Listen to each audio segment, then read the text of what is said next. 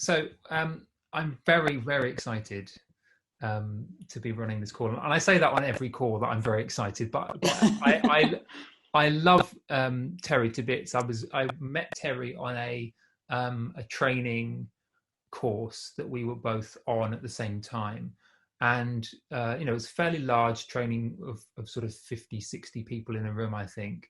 And over the course of the program, we'd sort of come back to the weekends that we were there, and there would be some people that would stand out to me. There would be some people that would stand out and that would not just say hello to you, but really greet you and be fascinated in how you were doing. And Terri was one of those people that really was welcoming to me and really warm-hearted. And I am absolutely delighted to be sharing her story and her artwork with you on this call, because I think there's so much that I have learned from seeing her journey, and I think there's so much that the people in this group will be able to get and experiences that you can relate to. So before we sort of dive into the conversation, and I welcome Terri, I just want to read a little bit about her. Terri Broughton is a painter, life coach and trainer living in Norfolk with her husband Tony and their wire hair fox terrier Brillo. She is a loving wife, an adoring mother, and a proud sister. Terri and her sisters were reunited in adulthood, becoming a tight-knit family. She recently completed a year-long diploma at Norfolk Painting School under the expert guidance of Martin Kinnear, one of Britain's leading contemporary painters. Terri's contemporary painting style is strongly influenced by Paula Rigo, Lucian Freud, Jenny Saville, Joan Eardley, all masters of the art of telling stories through paint. It has taken the best part of 50 years following an extensive and impressive career in education for Terri to begin to exorcise those childhood demons and embrace the now. The power of her paintings is the result of the artful deployment of allegory, symbolism, and metaphor. Finally, unleashing her talent and passion for painting, Terri is an emerging artist to watch. That's the biography. Here's the lady herself. It's me. Great to have you with us, Terri. Thanks, Nick, and thanks for those lovely things you said. And the feeling's very mutual. I used to look forward to seeing you too. So, in some ways, I don't know where to begin, because in the posts and in what I've said there, that to me it feels like there's been an absolutely huge transformation, and I'm genuinely fascinated as a fellow explorer here to know what your experience has been like. Before we dive into that sort of deeply, can you tell us a bit of background about what was your relationship with art and creativity like when you were a young person? Okay, yeah, good question. So, well, welcome first of all to anybody that's on the call. When I was born into a family, 2 girls, myself, the 3rd girl, mum and dad. I'm not used to saying those words, so even the words sound very unusual to me. I'm called Mama in my family. My daughter and my son call me Mama. So the word mum and the word dad is still sort of an unusual sound to hear. My father was a painter, but he became a painter after, I think he'd had several nervous breakdowns. He had an accident. His ship hit a mine in the war. He was in the Merchant Navy, I think. Caused some brain damage, or certainly caused damage to his head, and left him with severe epilepsy. My mother died when I was 6 of an asthma attack, and left my father to bring up 3 girls. But he couldn't manage very well. So my eldest sister went to live in a children's home. It was really unusual, actually, because I went to school one day, and when I came home, my mother just wasn't there, and no one was really talking about what had happened. I was only 6. I didn't really understand. And then another time I went to school and I came home and my eldest sister, it was like she didn't exist. She's gone to be in a children's home. And again, you know, from that young age, not really understanding. And then my father was in and out of hospitals. So my middle sister and myself were just moved to be with lots of different families until eventually, this was in the 60s, and eventually social services stepped in and they asked a relative to look after us who wasn't expecting to have two girls coming to live with their family and wasn't really keen on the idea. And without going into all the gory details, it just was not a pleasant experience. My middle sister ran away,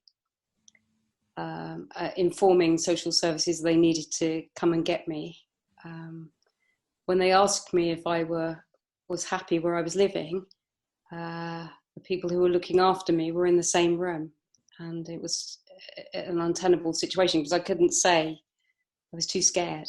But eventually I was taken away from there to live in other foster care when I was 16.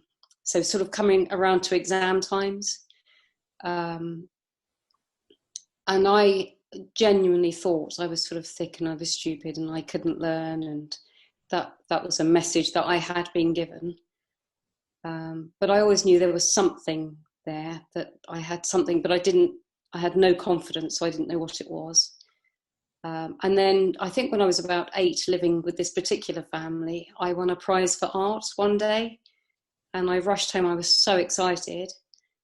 And I remember showing the certificate, and the response was somebody sort of literally pointing into my face. "You're not a painter.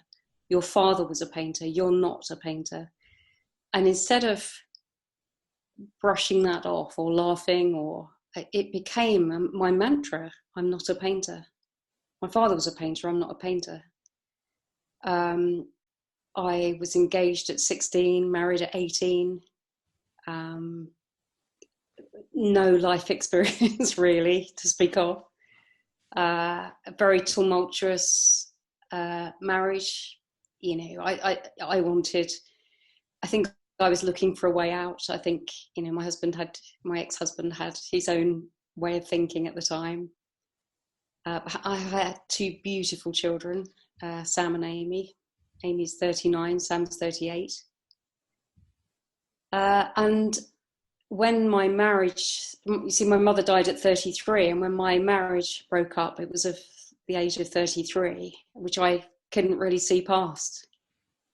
And I took myself off to college to do an A-level pottery. I'd always been very interested in the arts, but knew that they weren't for me. So I took Why did you know they weren't for you? Well, because of this message when I was younger, I believed it. You know, I wore it like an overcoat or like a second skin. You know, I just knew it was true. I didn't even question it. It just wasn't for me. I remember going into an art room and shaking. I so wanted to be in there, but I knew it wasn't for me. And whilst I was doing the A-level, somebody said, you know, there's this thing that's come out called a BTEC. You know, you're quite talented. You should consider joining us. I don't think anyone had really ever said that to me before. So I took the BTEC. Had a year out while I was moving around with my own children, and then invited to go to a university. I got a first-class honours degree in ceramics. I became an art therapist with some more training, but all the time not doing my own painting, but fascinated by the world of the arts and stories. And then I decided to go into the world of teaching. My son has what is labelled with Asperger's syndrome, and his experience of education is very different to his sister's. And so there's a saying: if you can't, change it. You know, if you can't, I can't remember what the expression is. If you can't do something, you change it. And I thought, that's me. So I had to go and get GCSE maths, which I didn't have, and was also very scared of. I'm labelled, diagnosed with dyslexia, but it really has not stopped me doing anything. Early days, and that was just my thinking. So I took a PGCE, became a teacher. In my first year of teaching, I was teaching art, but still not painting, but loving being again around the arts. In my first year, I think what struck me, especially from coming in the world of art therapy, was paintings on the wall of vases of flowers, pop groups, self-portraits, nothing that really told me anything about what these A-level students were thinking about themselves, where they were coming from, their hopes, their beliefs, their fears, why they believed what they believed. And so I wrote something called the Identity Project and made it into a master's. And it was so powerful that it was written into the national curriculum. So it's across the whole of the UK now.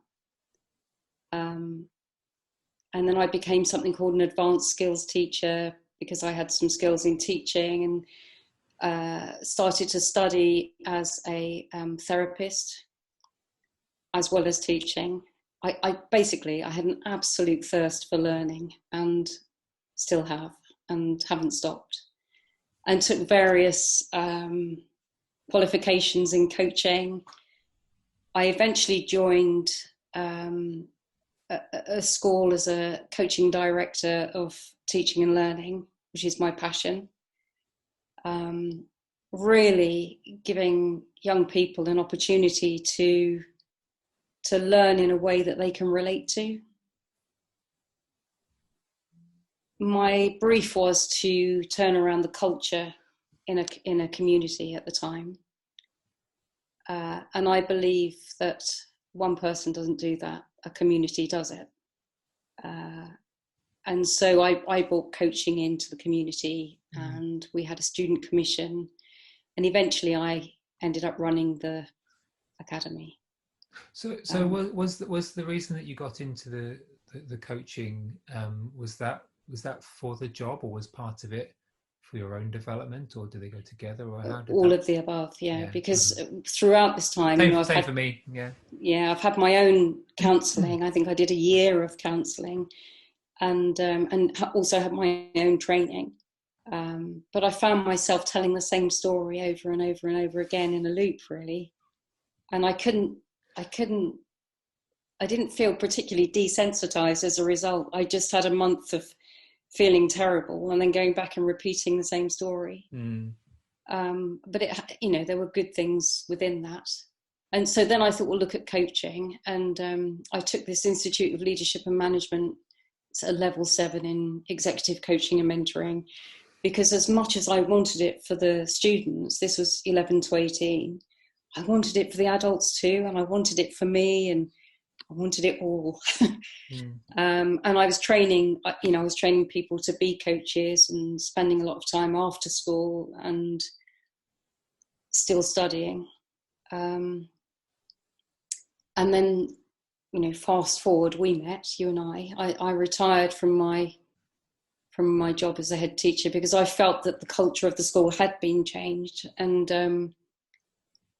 I could have stayed and done other things, but for me, actually, sorry to interrupt, Terri. But before we go on to that, I wonder, because something stood out to me actually, that it reminded me when you were talking about your experiences with A-level students, that there's this thing that Julia Cameron, the author of The Artist's Way, refers to, that she calls a shadow artist. So what she means by that is that these people who are at a very deep level have this kind of soul desire to be around the arts, but they don't have they for whatever reason they don't actually dip their toe into the water and get and sort of throw themselves right in. And it sounds to me like you were very close to painting and very, very close to the world of art, but it wasn't for you? Is that fair to say? Yeah, it's a really good question, Nick. So I used to take students to galleries. I would go to galleries myself. When we were doing the identity project, there were 3 parts to the question: how I see myself, how I'd like to be seen, and how I think other people see me. Well, the students got so into the work, they often didn't get onto the 3rd question, how I think other people see me, because they were so interested in how I see myself initially. So instead of producing a final piece of A-level work, they would have 6 or 7 or 8 pieces, because as their thinking was changing, and they were literally growing in confidence, so their images were changing. And obviously we had lots and lots of conversations about this.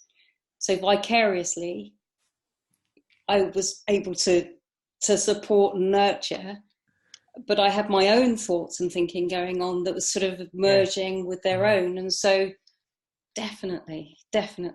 And still to this day, you know, I support people in any way I can with the arts, but yeah, very true. Like this sort of shadow, you know, the identity project was so popular that it was really, I wrote it for teenagers, but then I went out to primary schools because I wondered how young people would respond to those sorts of questions.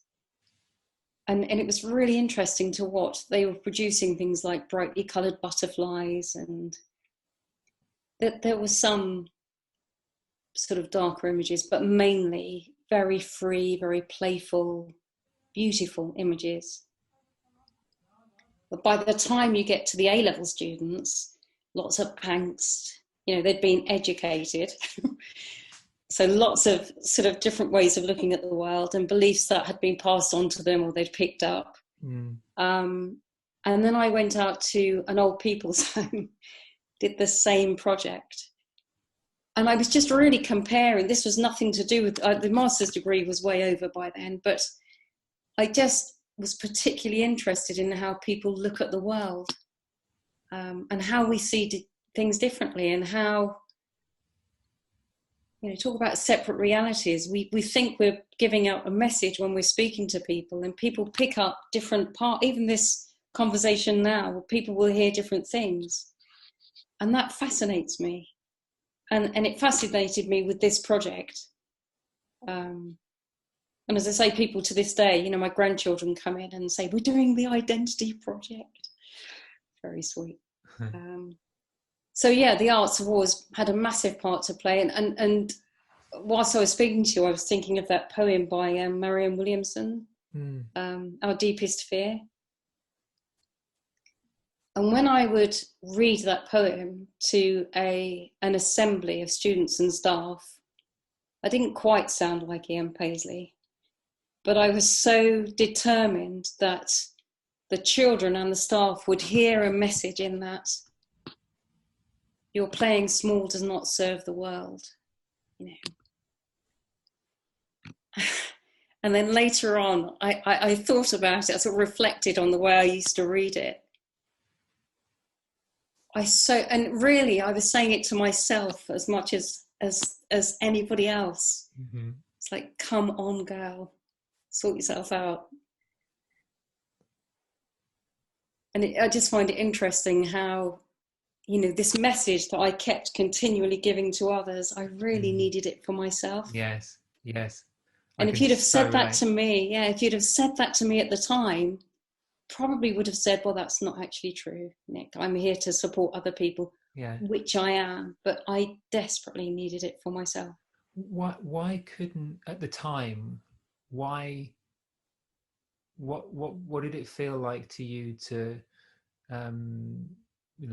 for the suggestion of like doing art for yourself? Because the reason I'm really fascinated by this particular part is because my sense is that there are so many people, maybe on this call or maybe who watch the replay, who can relate to this, who they see themselves as an arty person, in terms of like the friends they have or what they listen to in their music, but when it comes to actually stepping into the ring and you know, releasing their artwork out to the world, there's something that feels like that's a sort of impenetrable kind of barrier.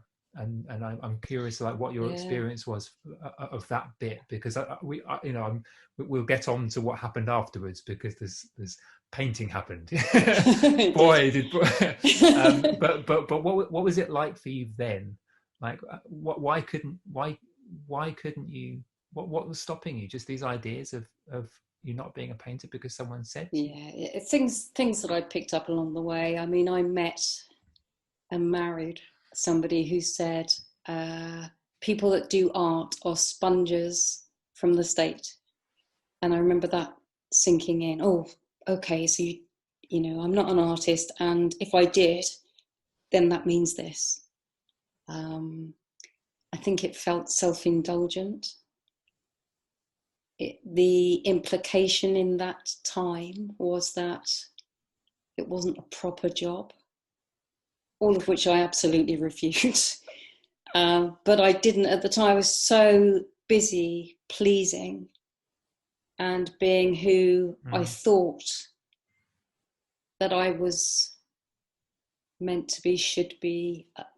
So busy, and also busy achieving and proving to myself that I wasn't, you know, dyslexia wouldn't stop me doing anything. I think I was so, and there was an absolute genuine concern for others, for wanting them to be the best they could be. But again, like I vicariously did the identity project through others, maybe this was another way of doing that through others. I'm much more, you know, I remember speaking to a coach when I was running the academy and saying, I'm just about to go and speak to staff. I'm so nervous. And he said, well, how do you want to show up? And I said, well, I have to look smart. I have to know what I'm saying. I have to know the words. I couldn't possibly put my notes down. And by the time I'd finished describing who I thought I should be, he said, oh, you want to be Bob Monkhouse. And Bob Monkhouse was the kind of antithesis of who I wanted to be. It's like, no. And he said, well, how about just showing up as you then? But that didn't feel enough. Mm-hmm. You know, we have a conversation now. I think, you know, even 6 or 7 years ago, I would have made notes and second guessed what you might have asked me, but there's none of that anymore, not in my own coaching. It showing up to me means coming with no agenda, no baggage. It's not about the past, it's about now. And supporting people where they are now in moving forwards. But I had a blind spot for myself. So all of this, and you know, from our training, I was running a retreat after 6 months in Sri Lanka. You know, if you'd have said to me at the beginning, yeah, you'll be doing this, Terry, I would have laughed. But when I was able to get out of my own way, out of my own head, for want of another way of putting that, the world became a different place. But it wasn't until, well, I've been painting for about 20 months, but before that, maybe a year before that, my husband, bless him, bought me an art course with Martin Kinnear, this Norfolk painting school.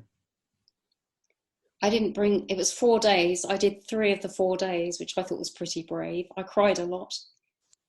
I didn't bring any of the artwork home with me. Nothing was good enough. I stood at the front of the room so I couldn't see anybody else's work. I was totally self-obsessed. And when I was there, Jane, Martin's wife, said to me, you know, Terry, work experience isn't just for children and for teenagers at school. How about coming to do a bit of work experience here? So I was cleaning brushes, emptying bins, cleaning pallets, just helping. And then Martin had a word with me after a while and said, show me something that you've done. And I did, and he was very complimentary. And I showed him the students' work. Their grades were amazing, you know, and the work that they produced, I think, was out of this world. And he said to me, I'd love you to come on this diploma. And eventually I said yes. I worried a lot. I stood near the front of the room, and we had to write a personal statement before the course started. And my personal statement, Nick, even with the understanding I had, said, I hope that by the end of this course, I'm able to put one piece of artwork on my wall. Because even when I was doing ceramics, I didn't put my own work around. I just couldn't do it. And now I've got a studio that I've outgrown. There's artwork on every wall. And the rest is history, you know, and Martin, the tutor, you know, was such a good guy for me. You know, he would question me, question my painting, question my thinking. And I remember him saying to me, oh no, he said to the group, not to me personally, I can do a perfect picture of my wife, Jane. I can show you exactly what she looks like, or I can do how Jane makes me feel. Which would you prefer to see? And it was a no-brainer for me, you know. And really, I think on the whole course, the biggest challenge I had was getting over myself. And the biggest learning I had was it's okay to put your feelings down on a bit of paper, on a bit of canvas, on a bit of board. It's all right. Nobody dies. The world keeps turning. You don't drop off. Yeah, and that's what I'm doing now, and loving it. And I hope I have a paintbrush in my hand when I die. But you know, all that's gone before, and for all of my angst, and there was a lot of it, I probably wouldn't change a thing. I know it sounds a bit crass, but I do think all paths lead to now. And, you know, I've had some amazing experiences too along the way. I wouldn't change them. Amazing. What enabled you, do you think, you know, because you said you went on the diploma course, like, what do you put that down to? Because you said that you know, the challenge was to get out of your own way, but I can imagine that people may have heard the conversation so far and be you know, inspired or maybe jealous or maybe curious, but they may have the question like, well, what if I'm a shadow artist, if I'm someone who would really like to have their artwork or their creative output center stage, if you'd like that, how could they do that, or what was it that enabled it for you? How come it was impossible at one point, and then now it's you seem like a, you know, I was going to say like a duck to water. You seem like you're absolutely in your element and loving everything out there. Born again artist. Yes. Yes, and it's been, you know, from this side of the ether, you know, it looks like a colossal sort of rise to not rise to fame, but rise to kind of finding your calling, and I know that people want that, or they crave that. Well, I did too. So what was that? What happened? How did we get it, Terri? Well, number one, I heard a comment or something that a guy called Sydney Banks wrote down. He was a theosopher, and he said, "There's nothing outside that can harm you. There's nothing outside that can hurt you. because there is no outside. And I'd quoted that to people on several occasions, and we discussed it. So that is something that resonated with me. And I remember I was doing a training when I first left the academy, and I came onto the training that we were both on. Mm-hmm. I was going to do some training in a primary school on the Monday morning, because our weekend was Friday, Saturday, Sunday. And I was doing this training on the Monday, and it was the very first weekend of our course. I think I was in the second year and you were in the first. Mm-hmm. And I was very nervous, and I spoke to some people, and they spoke to me about ego. Oh, you're letting your ego get in the way. And I thought, cheeky, because I didn't know what that meant. I thought it was all a bit new agey, and people were hugging each other. And I thought, I'm not sure this is for me. I'd literally just come out of quite a formal setting. Speaking of new age, that's what I thought. And I heard this comment, which resonated, but I didn't understand. And I do remember asking for my money back on the Sunday. And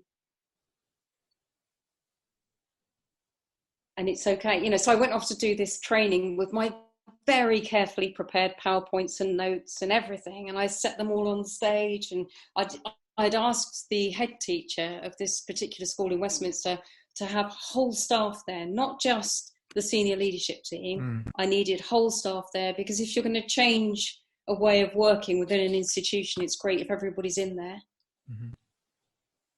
And I was about, I don't know, halfway through my session, and it seemed to be going okay, but this little voice in my head, which I would call wisdom, just said, put your notes down, put your notes down. And I remember pulling over a flip chart, and I drew a diamond on the flip chart. And I was saying to the people in the room that they were primary school staff. And I said, do you think that your students come in broken? And do you think it's your job to fix them? Or do you have another role? And we had a discussion about it. And they were saying, well, no, our children aren't broken. They've had things that have happened around them, but they're not broken. I said, oh, okay then. So how do we explain how people get to not be functioning at school, or functioning in a kind of atypical way? And long story short, I drew lumps of poo all over the diamond. And I was just saying that, we pick up these ideas as we go through life. Me, you're not a painter, your father was a painter. Oh, that was on my diamond. The core of who I really am. And then we spoke about the things that coat the diamond. I hope this makes some sort of sense. And as professionals, we want to be seen. Me going out to do that training that day in that room and speaking to my coach, thinking I wanted to be Bob Monkhouse. We coat that with varnish. It's like, I hope to goodness someone doesn't see that poo. And so the varnish is strong. And if that cracks, we run the risk of showing some smelly stuff coming out. But if we only knew that behind all of that is just that diamond, and lots of different facets, we're all very different, we've got very different personalities, but fundamentally, there's that diamond. I do believe this within all of us. I'm sure there's other ways of putting this. Anyway, the training was over. The head asked if I would be her coach. She actually said, do you know a coach? And I said, oh, I know lots. I didn't think she was asking me. But I've coached her to this day. And so I was coming home back to Norfolk on the train. And this little voice that said, put your notes down, said to me, do you believe what you just told all those people in that room? Because that's not like training you normally do. Do you really believe it? I was questioning myself. And I just remember thinking, well, if you cut me open like a stick of rock, I believe that. I believe that. I see it in all of the students that I've taught, in the teachers I've worked with, in the people I coach, in my family and my friends. I see it. So this little voice said, well, is it true for you then? And honestly, Nick, that had never occurred to me. It had never, ever, ever occurred to me. Me too. So what changed for me in the very first instance was the kind of understanding that, oh, I'm not broken. I'm not broken. I don't need fixing. I could see it for others. I just could not see it this way. And over time, I've been way out of my comfort zone, doing all sorts of things that I once never would have dreamt. But painting for me is the biggest. And as I say, 20 months ago, I picked up that brush. I haven't put it down. You know, I just, and because of my past experiences, and because of other things I've heard and seen along the way, I love telling stories, and I can do that through my paintings. Mm. I remember leaving our course saying, I want to be a storyteller, not I want to be a painter. To be a storyteller. And you know this already, but you know, I went to see 2 weeks ago my work hanging in the Royal Academy of Arts.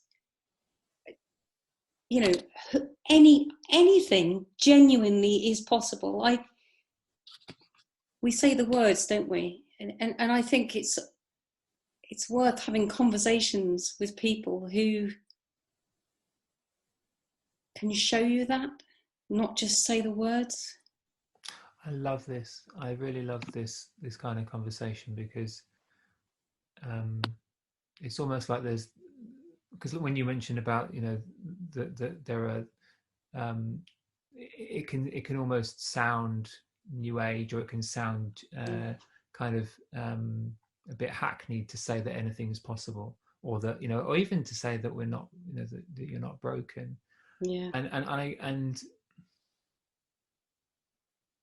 to really slow oneself down. I'm talking sort of as my own sort of experience now, but to really, those moments where I felt that I was actually allowed to just, don't just pay lip service to this. Yeah. It's like, slow down and look at what's true for yourself. It's like, what I'm hearing from you is that you know, you saw something that was just fundamentally true, that there was nothing stopping you, even despite all the stories. There was nothing stopping you from picking up a paintbrush and doing that a bit, and art, or you know, pictures happening, or that a bit.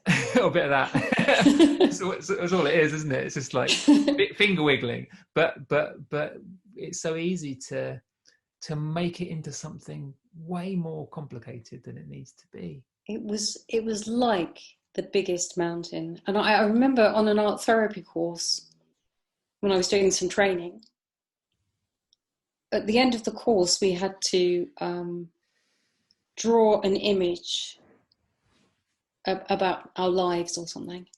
And I remember saying to the tutor, I need to go now. And he said, well, you can't just go. We've had an intensive week working on this. You're very much a part of this group. You stay in here.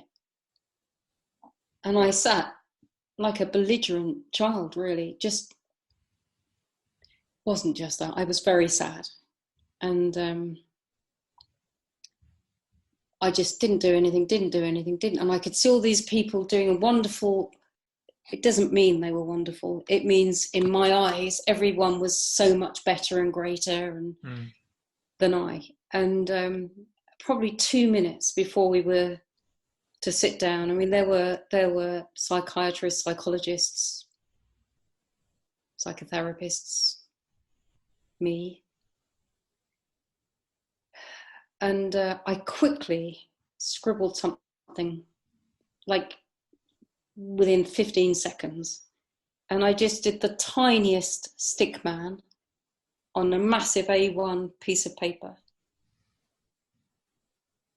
And then the art therapist said, okay, now look at what you've done and analyze what you've done and write a letter to yourself from the artwork that you've made. Now write a letter from this piece of artwork to you.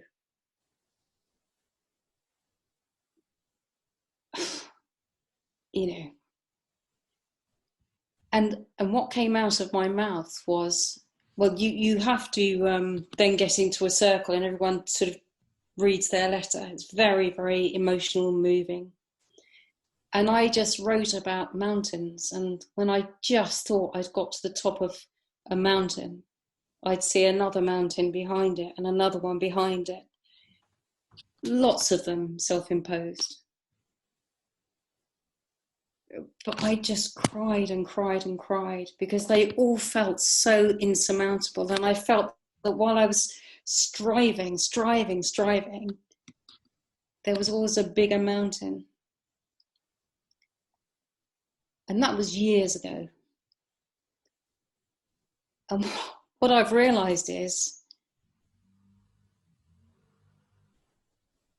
I love the way you speak about sort of having a quieter mind. I mean, I've definitely got that. I don't really see the mountains. I just take one step at a time. Now, that doesn't mean I never feel sad. It doesn't mean I don't feel angry, or I feel every single emotion there is out there going. This is not a get out of jail free card. But when I begin to realize where my feelings are coming from,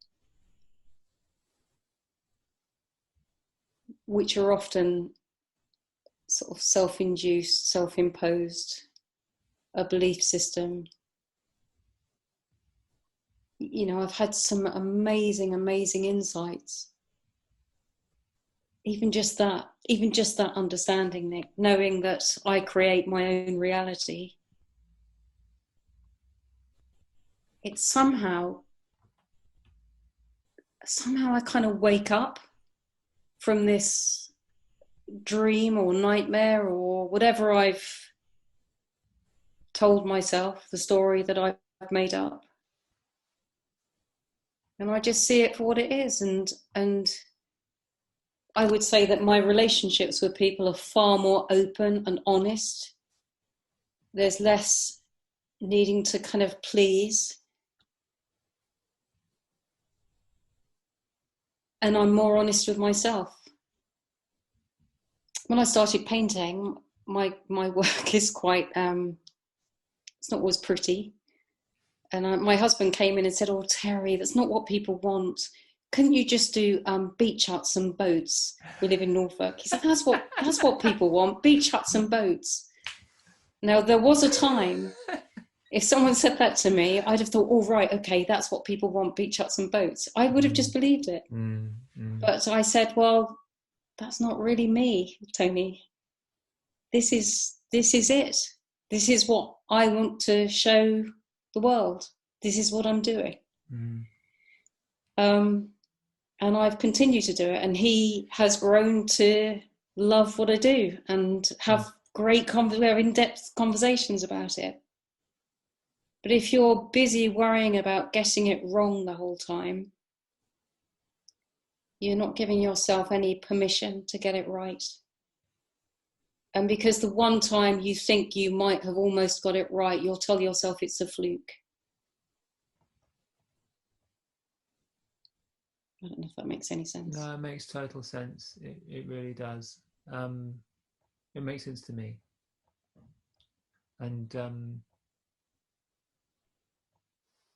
I'm curious about,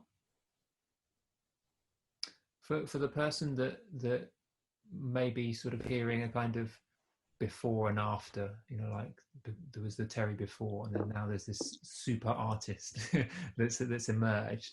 Like, what my sense is that when you're painting now, when you're creating, when you're being challenged by someone who maybe doesn't understand your what, you know, the art that you've created, when you're challenged or when you're in the process of it, my guess is that it doesn't always feel inspired and doesn't always feel good. And could you maybe speak a bit about that? Because I'm wondering whether, you know, whether people would think that it's just, okay, now she just loves art and every minute of it is just Nirvana. painting, and but I don't think that's what you're saying at all. No, it's not what I'm saying. I'm sorry if it comes across that way. No, I don't think it does, but I want to make it crystal clear, because I think this is the secret here, people. For any musicians out there, for any painters out there, would-be painters or musicians, it's just the hoary old chestnut, you know, time on the brush, time playing. I do not produce wonderful pieces of artwork all the time. I produce absolute rubbish sometimes, but I don't take it personally. I stand back and I think, oh, that didn't work. Or when I'm doing it, I can think, this is okay. And then I come down the next morning and think, it's a bit rubbish, isn't it? But you know, like anything, I think it's like a muscle, or like, I just keep doing it. And no, I you know, and some people like some things and some people like other things. Same with me. No, I'm not an accomplished artist yet. I hope to be one day. I am just doing the best with the tools I have. I genuinely am. And I make terrible mistakes, and I have some times when I actually can say to myself, you know what, I'm pleased with that. That would have been unheard of once. I don't think I'm ever, I mean, I always see what I haven't done, I guess, or what I could have done better, but without the judgment. I don't kick myself because it's not perfect, or because it's not the way I had hoped it would be. It's like this now, and I'll have another go, or do something different. Or a question popped up in the chat that's been sent to me, and the question is that someone heard you say that there is no outside. Yeah. And they've asked me what that means. Now, you talk about Sydney Banks. Could you maybe talk a little bit more about what that means to you? Yeah, well, I can say what it means to me. You see, if I go back to that comment that was made to me, you're not a painter, your father was a painter. So definitely that was said out here somewhere. That was said. But how I responded to that for 50 odd years, a little bit more than that, was created in my own head. You know, it wasn't still being said. It was a comment that was said once. And so I've created, over years and over time, my own story about that. You know, someone might have not been in a very good mood at the time. They might have been distressed at my father killed himself. So, and they were strong Roman Catholics. You know, you do not do that sort of thing. So there was a whole lot of thinking on their part when they said that comment. But then I took that comment and I ran with it. And that comment in my head, in the inside, grew and grew and festered. And so, you know, in truth, I hurt myself over the years because of something that was said. So when Sid is saying there's no, you know, there's nothing outside that can hurt you, nothing outside that can harm you. That was probably a bad analogy, actually, but I think we create our own experience of life. You know, if I've got a glass of water here, if I pick up my glass of water and show you this glass of water, I have an experience of it and you have an experience. You see it in my hand. I feel the weight of it. I've just had a drink of it. I know what it tastes like. It's my experience, and I'm creating that on my inside, in my nervous system. And I think that's what happens through life when people, you know, we can both go to the same party. You might see somebody falling in love at the party and come away and talk about your experience of that party. I might see someone having a fight outside the party, and I'll go away and I'll talk about a very different experience of exactly the same situation. Because that's all I've got to go on. What I see, what I hear, what I take on board, belief systems, you know. So I create how the world works from in here. But, you know, kids at school, you know, must wear Nike trainers, or you must do this, or you must do that, or little children should be seen or not heard. You know, we get all these messages, which is part of that stuff that coats the diamond. And we create our version of what reality is like based on that. You know, a good example, I was driving to get my dog a few years back now with my husband, Tony, and there was a car accident on the motorway, almost in front of us. And I remember saying to Tony, you need to pull over. You must pull over. This gentleman's got out on the motorway. And he could see in his rear view mirror, and he said, no, he's fine. People are helping him. He's absolutely fine. We can go on. And then as we were talking, I said, it's a shame that the person in the middle lane pulled over and clipped the back wing of the car. And he said, that isn't what happened at all. That's not what happened, Terry. Now, we both saw the same accident. We were both in the same car in the same place at the same time, and we saw two completely different things. So me recanting what happened and Tony recanting what happened were two different stories. So our reality is created in here. So I believe that when Sid is saying there's nothing outside that can hurt you and there's nothing outside that can harm you, it's what we do with what's happening outside. Oh, does that make sense?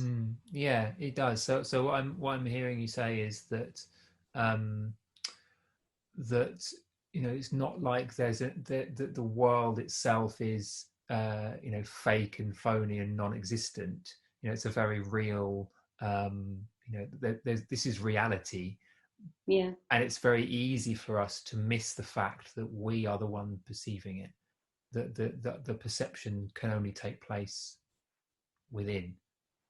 And then if you believe something, if you believe it to be true, and we know people have lots of very different belief systems, then we project out here what we believe to be true. But if it were all true and it was all the same, we'd all be saying the same things, wouldn't we? So I think we create our own little universes in here. You know, we once thought that the world was flat. And everybody functioned from that place. So, you know, you've got Joe's flat map shop and anchors for boats so they don't fall over, like massive anchors for boats so they don't fall over the edge of the world. And we function like that's how it is. And then when we find out something different, we function a little bit differently. And I guess for me, I was living in a kind of Joe's flat map shop. I thought. The I'm not a painter reality. Yeah. And lo and behold, no painting happened. Yeah. and I also had a kind of, you can't really trust people because they'll hurt you.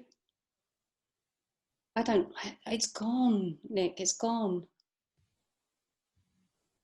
It's just gone.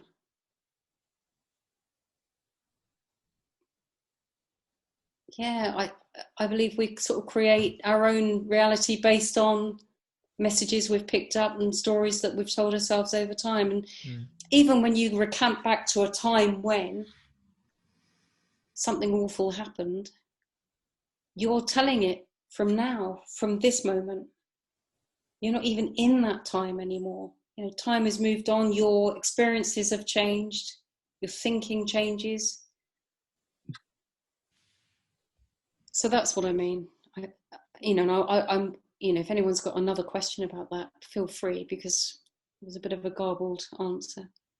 Well, why don't we do that? Let's open up the floor to to questions Yeah. here, because I could ask you questions all day, because I'm fascinated by what it's like to been through the transformation that you've been through. But I'd love to open it up. So if you'd love to ask Terri a question, Chris. Yeah, well, it's just what you just said. It's really interesting, because when the younger we are, the more fundamentalist thinking. We think like a fundamentalist, don't we? So as a kid, everything is either or black and white. Right or wrong. Right or wrong. So Yeah. so the things that kind of concern us as we're younger seem to stick, like you can have developed an adult personality and have a lot of views and worldviews in a more mature way. And at the same time, you've got this kid terrorist in the background. Yeah, yeah, it feels like that. I used to describe it like a bungee rope on my back. And I felt that I was going forward like this, but I had this bungee pulling me back. Yeah. But in the end, I just sat down and undid it. But at the same time, I also think a lot of these great artists, when you read about their bios, it's usually they wanted to do something else in their life. They couldn't do it. You know, Hans Christian Andersen, the Danish poet, he wanted to be an actor. And it never worked out. It never worked out, you know. He never became an actor. So he just had to write stories. And the whole world knows the rest of that story. So in a way, this not being able to do something, it seems like there's some kind of energy in that. I feel the same in a way, because I'm doing a lot of artwork right now, and really I've never taken it seriously. It's sort of like, oh, you know. It's not, there's no, you know, it's just so easy in a way. It's not, you know, and now I just realized last year that no, it isn't. You know, everyone's saying, "Oh, couldn't you do some more of that?" And, "Oh, it's beautiful," and, "Oh, that's interesting." And I was the one saying, "No, well, you know, wanting to do something else." But no, I'm really very fascinated by this story. And it's interesting, Chris, because I've watched you from when you started posting your little pieces of artwork, and there's a real development in your work. Can you see it? Oh yeah. And so I think that more of the dark side to come through now. I'm fascinated. I look forward to seeing what you're going to post. Thank you. It's such a nice thing that you said that. Thank you. I feel blessed. Thank you. I'm glad you're on this call. Who else? Lindsay. So Terri, lovely to reconnect with you. I'm kind of going back to when you were doing your art therapy, and you did that little stick person, and that's my art. You know, that's kind of where I'm at. And I've always been really interested in art. I mean, we've just been very lucky. We've been traveling around the world, and actually a lot of the time we'd go to art galleries, or we'd search out artists. So there's definitely some kind of connection there, but I'm clueless. I mean, I did at one time draw around a circle, and then for about a week I did a little drawing inside a circle, because I was thinking, oh, we'll start small, you know, just do something. It only lasted a week. Is there any kind of advice for somebody that really hasn't done any art since I was at school? I don't want to spend a lot of money on paints and stuff like that, but you know, it'd be quite nice to tinker a bit. Well, I guess my question is, how much do you want to do it? Yeah, that's true. And you know, there's some amazing books out there. There's a book called Drawing on the Right Side of the Brain. Okay. And that's worth getting, and you'd be surprised what you can produce in a very short space of time. Oh. So Betty Edwards, I think, is the lady that wrote the book. Brilliant. So that's a good start.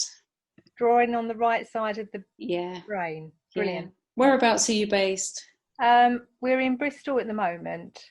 I always say at the moment because, you know, you do a lot of you do a lot of travelling, but I guess even that is a bit curtailed right now. Yeah, at the moment. But get that book, and I'm on Facebook, and if you want to personal message me or something, we can talk about where you go from there. Oh, that'd be brilliant. Or show me some of the things that you do. I'd be really interested. Okay, yeah, good. No pressure. Yeah. Thank you. Welcome. Lovely. Anyone else want to ask Terri a question or share an observation? Ruth? Okay. How do you now approach what you're creating?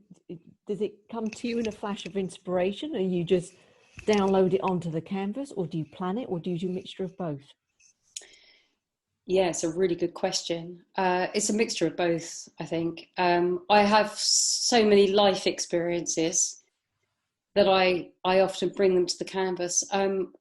Amazingly, there was a young woman I was coaching not so long ago who told me she used to be a life model. It's like, oh my word. So there's a painting behind me. I don't know if you can see that. Yeah, it's amazing. So that was something I had in my head, but she was able to model for me. And it's called Primal, and it's about the needs of human beings, really, before the coulds and the shoulds and the oughts and the musts. It's someone, you know, us in our kind of raw diamond state, I guess, before any of that other stuff gets put on there. So I do a lot of reading, a lot of thinking. I've got one in the studio there on the go, which is quite challenging to paint because, you know, not all work makes me happy. I'm drawing on my own past memories. And I amalgamate things. So I have stories in my head. I might say to my husband, can you just take a picture of me sitting in a chair? He's like, what for? And I say, I'll just do it. And then I guess it's a bit like composing some music. You know, you start with an idea and then slowly you start to build in and you bring in other instruments. It feels a bit like that when I'm creating a painting. I don't always know what the end result is going to be. Sometimes I do a little sketch, I think, or something along these lines, and then I kind of modify it as I go along. Often the end is a bit of a surprise to me because I kind of change it. I think, oh no, that needs to be darker or lighter, or no, more of this feeling here. So I'm sort of playing as I'm going along. But yeah, often I start with some sort of story in my head or a memory. That I initially did a whole lot of work on children in gas masks. And I was due to have an exhibition locally, and it was banned because it was seen as disturbing for children and families. It's not how it wasn't how I thought it would come across. But the gas mask really came about because I went to a funeral, and when I was told my father died, the words I was told was, your father's died and gone to heaven, and if you don't cry, you can come out on Sunday. And I was only 8, so I was just 8. And I remember my sister cried, and I smiled because I didn't know how to respond. And I got smacked. And then fast forward to a funeral of a relative. I'm sitting this wasn't so long ago, a year and a half ago. I was sitting in the crematorium, and I didn't know how to respond. You know, I knew I couldn't cry, and I looked around, I saw my sister crying. It transported me back, and I found myself withdrawing, and I wanted my husband to hold my hand, and he was just into the service. He wasn't thinking about holding my hand. My father's brother was there, who was very stoic, and I felt very alone, very isolated, and it was really just sort of transferring those feelings from all those years ago onto me as an adult now. And we had 3 or 4 very awkward days where I had really withdrawn, and I imagined it like putting a mask on and going into a cave and closing the door and putting razor blades over me and barbed wire, and because I didn't want anyone to get in there. This is how these gas masks came about in my head. And then again, this little bit of wisdom said to me, well, you might not want anyone to get in there, but how are you going to get out? If you've shut yourself in a cave, in a mask, in razor blades and barbed wire, not only will people not be able to get in, you can't get out. How about you just open the door a bit? So that was just a thought based on something that happened. But then a whole pile of gas mask paintings came out, thinking about them being for protection and for isolation, as incubators, life support. So it's, you know, that's quite a personal story to tell you, but it was just the way that a whole pile of paintings came from that thinking. But once I would have been caught in that thinking for much longer, you know, 3 or 4 days, completely over, but then a whole pile of paintings. Yeah, it's that letting it out, is it bringing it out, isn't it? It comes up from the unconscious and then it just streams. Yeah. So there's lots of that happening. Yeah. Thank you. You're welcome.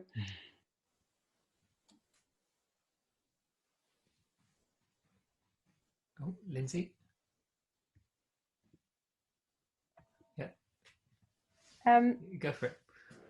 Terri, your art is, you said you're a storyteller as well, and you know, kind of you just described, I saw those paintings with the gas masks and they were so powerful, and your paintings they just come across with such power. And it's interesting that you know, unfortunately your artwork was banned for that exhibition, and I'm making the assumption that they actually didn't know the story behind it. So no, when I said, you know, what was the reason for banning it, and he said, well, you used to be a headmistress, we thought you'd be okay. Which I find funny. Yeah. So do you sometimes share the story about your artwork? I saw one today, and it was of a lady in a really lovely dress, and there was the gun and the puppet, and it's like, what, you know, what's that mean? Well, it's so interesting. It's so interesting. I wonder what that means. It's so interesting. I guess what I'd love it to mean is whatever it means. You know, I spoke about how we process information. You know, someone wrote on the Facebook today, a timely message, thank you. I wonder what they were thinking. People often say to me, or I had a letter very recently from a lovely lady in America, telling me a little about her past and how she has a daughter. And I did one painting, it's called Almost Heaven, and it's like a chalk drawing around a little girl holding a doll. Now, she told me the story about, basically she was saying that she wanted to really protect her daughter, and that resonated with her, and she wrote this long email from America. It was beautiful. And then I know a nurse who had COVID, again, very recently, and she really wanted a print of that painting. She said it's what helped her get through. And the big figure was like a god, and she was looking after her children. And so people bring their own stories to the work in general. So what I don't want to do, I feel like it's like listening to a beautiful piece of music and then saying to someone, well, exactly what do those notes mean? it's kind of, if it resonates and it means something to you, that's what's important to me. Yeah. So there is a story that goes with every single one. And I have an agent who says to me, tell me the story. She's lovely. And I don't really always want to tell the story, because I think then people will see what I've put into their head. Yeah. Whereas the joy of storytelling is that people can imagine all sorts of things through the words. And because we process information so differently, there'll be different stories and different colours and different voices and different, so that's what I love, that kind of serendipity and people. And if you really want to know a story, I mean, message me or something, and I'm happy to share some bits, but I'd rather not go into all the details of everything, because I feel that somehow the magic gets lost. Yeah. Does that make sense? It's a great exercise if somebody did a thing on storytelling, wouldn't it? Yeah, have amazing artwork, and then people, especially something like powerful as yours, that would just be fantastic to see. I'd be so interested. That would be really fascinating. Yeah. Ooh, food for thought. A project. Ooh. Were. Thank you. Thank you. I've got a question for you, Terri. Just hearing you talk about the stories there. When an idea comes up, or when you're sort of inspired and you're sort of connected with a particular moment, do you find that there are certain paintings where you've felt it sort of coming from a deeper place within you, and there are other paintings where it's sort of not going through the motions, but it's sort of painting for painting's sake. Do you feel there's a difference? And the reason I'm asking is because, like, I certainly felt like when I was writing a book, for example, that there were certain bits that when I was kind of out of the way and there wasn't really Nick in the equation, there was kind of words were happening that just needed to happen. And it seems to be the case, and I don't know if there's much truth in it, but it seems like that to me, that those times when I've not been there, it's spoken much more clearly to people, or they've resonated with it. And you're right, they may have made something different of it to what I meant, but there's something about the place that the painting, or the place that the words, or the place that the song comes from. And I don't know if is that just my experience, or it's such a good question. So when I was learning to paint,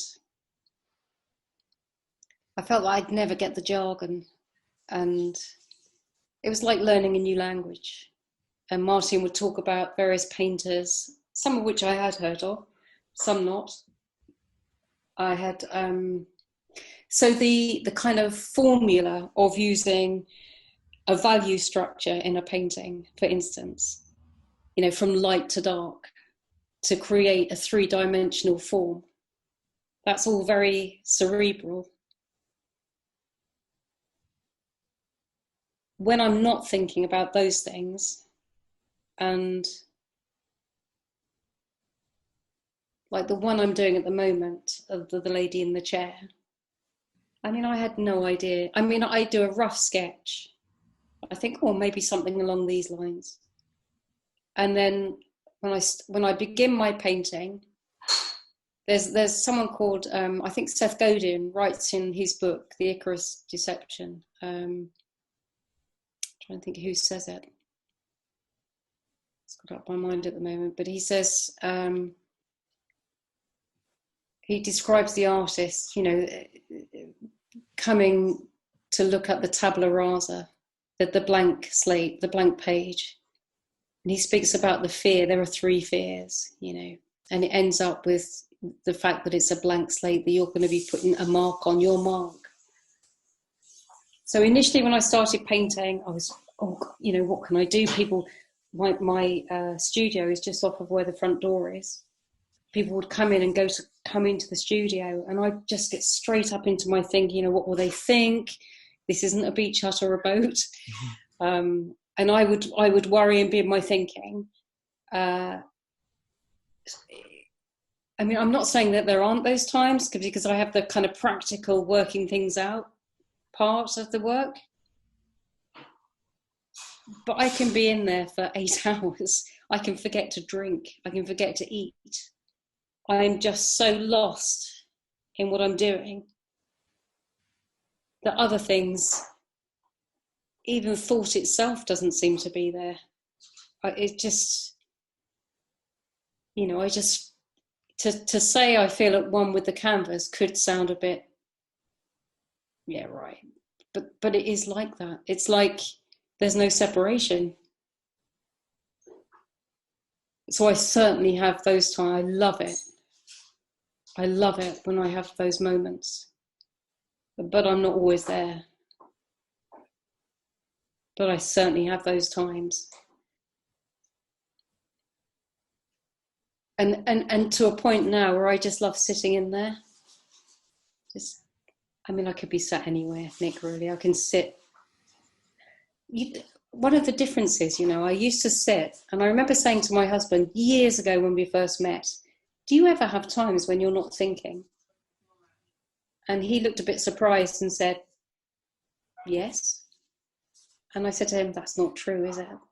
If you didn't think, you'd be dead. That can't be true. And I really believed that. And now I've actually experienced times when I don't know where Terri's gone. Mm-hmm. I'm just being. And it's true for me. And somebody's saying, oh, you'll get lost. Oh, there's times when you can get lost. I guess if you hadn't had an experience of that, it's quite, it's not easy to describe. But I think it's good to be able to speak from personal experience and not from the theory. Yes, absolutely. What's springing to mind is that sometimes in coaching conversations with clients, someone is so used to thinking their way through life, and maybe if they've been to music college, or they've done a lot of reading about music, for example, and they've got lots of things that they think they should be saying and things they think they should be thinking, and it almost feels like a bit negligent for them to not be thinking the technical stuff, because they'd suddenly stop proving how much they knew. It was almost as if their credentials would sort of evaporate. But what I'm kind of hearing, sorry, go on. Well, I was just working with a doctor, and he was saying, okay, I get it. So just tell me what to do. And I was saying, you don't get it. You hear me and you're processing it, and it's all really very logical. You don't have to do anything.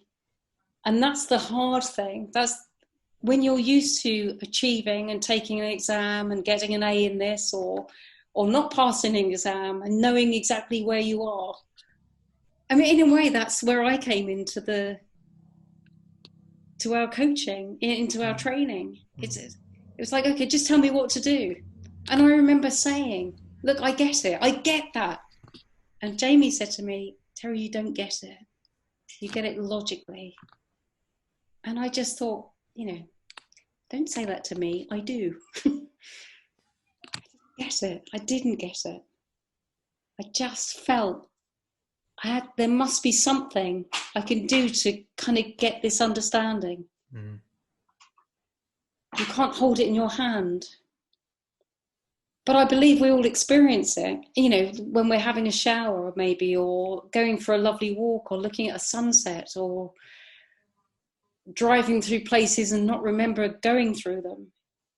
There's times when we are just being.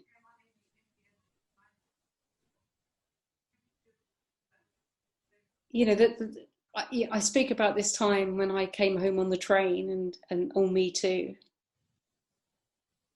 When that kind of insight, that kind of understanding, it's like, oh my word. It really it does sound so simple. And the truth is, it is.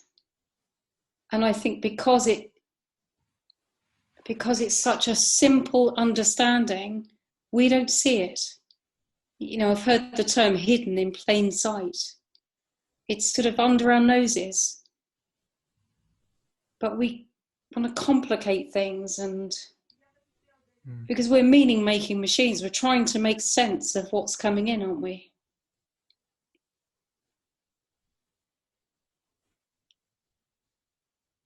But yeah, there's times when I'm lost in a piece of artwork.